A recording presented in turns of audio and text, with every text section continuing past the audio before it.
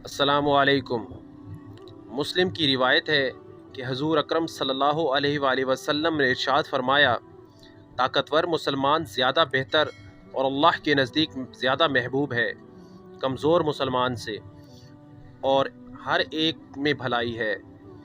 اس چیز کی حرص کرو جو تمہیں دینی نفع پہنچائے، اور اللہ تعالیٰ سے مدد مانگو اور کم ہمتی نہ دکھاؤ۔ غزوہ بدر میں حضرت ابو عبیدہ بن جرح بے خوف و خطر دشمن کی صفوں کو چیرتے ہوئے آگے بڑھ رہے تھے۔ آپ کے اس جرأت مندانہ اقدام سے دشمنوں میں بھگدڑ مچ گئی۔ آپ میدان جنگ میں اس طرح بپھرے ہوئی چکر لگا رہے تھے جیسے موت کا کوئی ڈر ہی نہ ہو۔ آپ کا یہ انداز دیکھ کر قریش کے شاہ سوار گھبرا گئے۔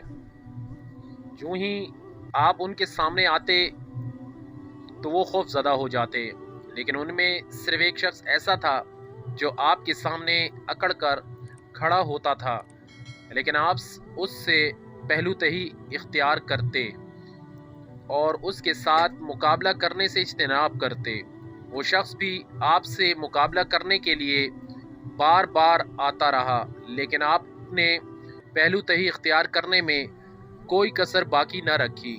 بالآخر اس شخص نے حضرت ابو عبیدہ رضی اللہ تعالیٰ عنہ کے تمام راستے بند کر دیے، حتیٰ کہ وہ آپ کے اور دشمنان اسلام کے مابین حائل ہو گیا۔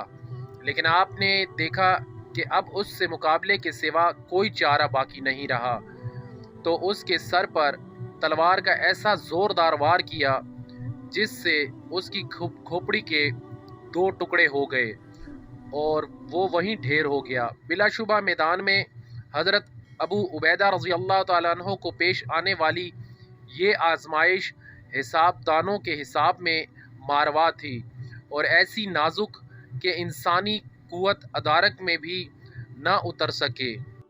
جب آپ کو یہ معلوم ہوگا کہ یہ لاش تو حضرت ابو عبیدہ کے والد کی تھی تو آپ نگشت بدنداں رہ جائیں گے۔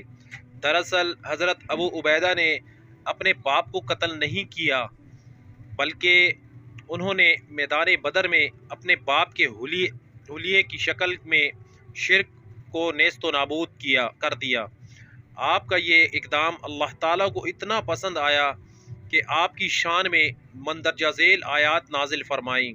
ارشاد باری تعالیٰ ہے جس میں ترجمہ ہے کہ جو لوگ اللہ پر اور قیامت پر ایمان رکھتے ہیں، تم ان کو اللہ اور اس کے رسول کے دشمنوں سے دوستی کرتے ہوئے نہ دیکھو گے، خواہ وہ ان کے باپ یا بیٹے یا بھائی یا خاندان ہی کے لوگ ہوں، جن کے دلوں میں اللہ نے ایمان پتھر پر لکیر کی طرح تحریر کر دیا ہے اور فیض غیبی سے ان کی مدد کی ہے، اور وہ ان کو بہشتوں میں جن کے تلے نہریں بہہ رہی ہیں ان میں داخل کرے گا، اور وہ ہمیشہ اس میں رہیں گے۔ اللہ ان سے خوش، وہ اللہ سے خوش، یہی گروہ اللہ کا لشکر ہے۔ اس پیغام کو دوسروں تک پہنچائیں تاکہ اللہ کسی کی زندگی آپ کے ذریعے بدل دے۔ آمین ثم آمین۔